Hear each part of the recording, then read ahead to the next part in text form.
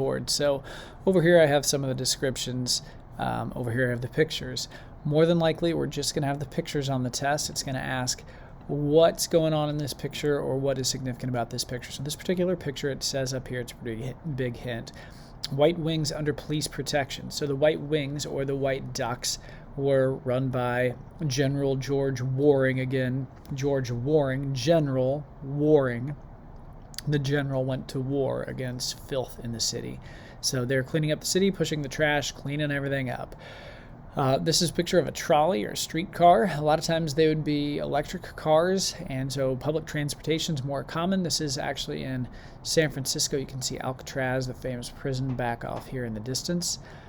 This is a picture of a settlement.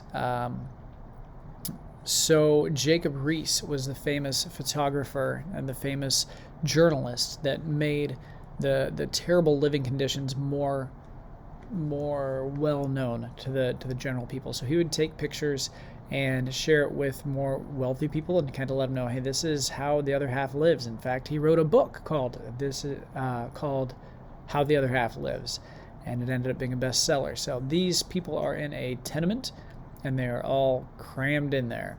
This is a picture of a fire. I believe this is a Chicago fire. With the invention of skyscrapers, fires became a really big deal, and so more regulations came out. Sometimes regulations are just kind of a pain, but in this case they needed them because there were hundreds and hundreds of deaths in these fires.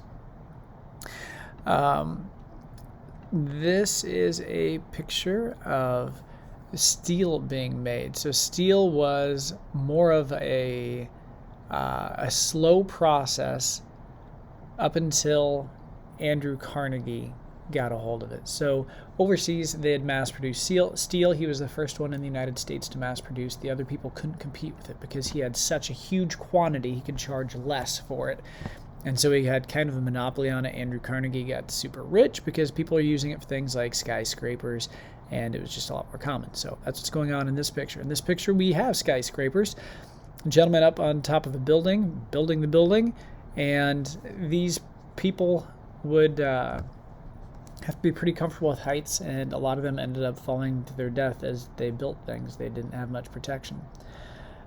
This gentleman, Thomas Burns, so he is in New York City. He worked for the New York Police Department just as a detective, and he went out and he would capture criminals, but he would do it in a pretty shady way. He was known for the third degree. He would do 3 different things, and the last one ended with pain until they told him what he wanted to know. The main thing that he was known for was the rogue gallery or the mug shots. He'd take pictures and blast them out all over the United States. That way, if a criminal would just leave town, somebody else would know what they look like. In this picture, this is a transcontinental railroad. The 2 railroad names again are the Union Pacific and the Central Pacific Railroads. Here they're meeting at Promontory Point, Utah, and they're celebrating. Also, same picture, same scene, different picture of transcontinental railroad meeting. Here, there are women on strike. More than likely, they're part of a labor union, and they didn't get what they wanted despite their collective bargaining, and so they're going on strike. These are people coming into Ellis Island. Chances are, whatever they're carrying is everything they own. If it's not worn by them or in their suitcase, that's it. That's it. They would move to the country with this. A lot of times they didn't speak English. They would go through customs, and the last thing they would go through is the money exchange, where they would get U.S. currency. This picture here is Thomas Edison, and he's talking on a telephone. He just called somebody in the room next door to him to ask if he could hear him, and that ended up changing the world, made the world a lot smaller. We talked about that. And again, Alexander Graham Bell, it should ring a bell. It should ring just like a telephone. He's also known for making the phonograph and also an electric voting machine, and so it could tally votes or count votes. Am I mixing him with somebody else? I mixed him up. I'm sorry. Alexander Graham Bell is just the telephone. Just the telephone. This guy, Thomas Edison, he's the light bulb. not the first light bulb, but the light bulb more common, and he was the one with the